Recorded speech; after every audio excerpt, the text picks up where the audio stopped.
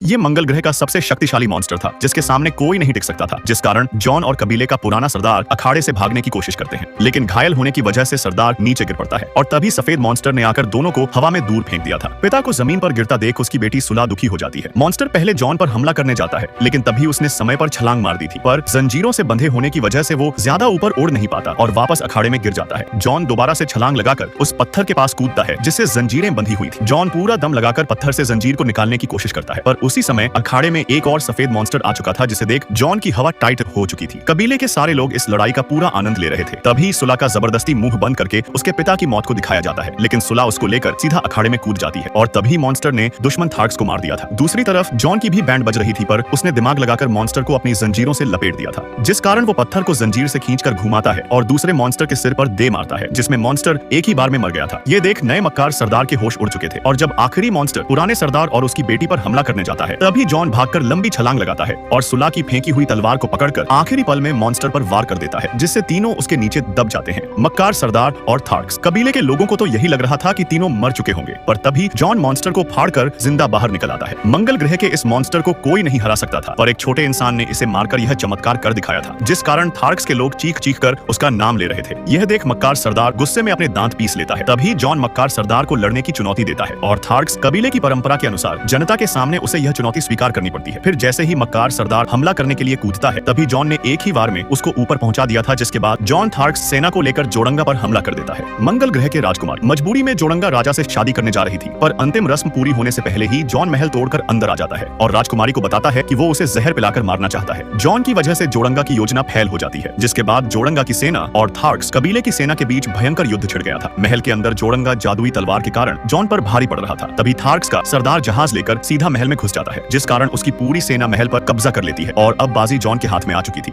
जोड़ंगा के सारे सैनिक भाग चुके थे। तभी जॉन जोड़ंगा राजा से जादुई बेज के बारे में पूछता है, जिसकी वजह से वो वापस पृथ्वी पर जा सकता था। राजा बोलने ही वाला था कि तभी एक रहस्यमय नीला तरल तेजी से आकर राजा के सिर पर लिपट जाता है, जिससे राजा के सांसें बंद हो चुकी थी। उसके बाद जॉन मंगल ग्रह के जादूगर दूत पर वार करने वाला था, पर तभी अचानक जादूगर गायब हो जाता है। जादूगर का प्लान फेल हो चुका था, जिस कारण मंगल ग्रह पर फिर से शांति कायम हो जाती है। उसके बाद जॉन ने मंगल ग्रह की राजकुमारी से प्यार का इजहार करके उससे शादी कर ली थी। जॉन प्यार की खातिर अब मंगल ग्रह पर ही रहने का फैसला कर लेता है, लेकिन जब वो अपनी सुहागरात मनाने राजकुमारी के कमरे की तरफ जा रहा था, तभी रास्ते में एक सैनिक सम्मान देने का नाटक करके उसको रोक लेता है। कुत्ते को सैनिक पर शक हो चुका था और तभी सैनिक जादूगर में बदल जाता है और तुरंत जॉन की चेतना मंगल ग्रह से निकालकर वापस पृथ्वी की समय गुफा में भेज देता है। होश आने पर जॉन बहुत ज्यादा दुखी हो गया था। उसने जादुई दीवार से टेलीपोर्ट होने की कोशिश करी, लेकिन बिना जादुई बेज के वो वापस मंगल ग्रह पर नहीं जा सकता था। जॉन अपने प्यार से दूर होकर दुखी था, क्योंकि साले जादूगर ने बेचारे को सुहागरात भी नहीं मनाने दी।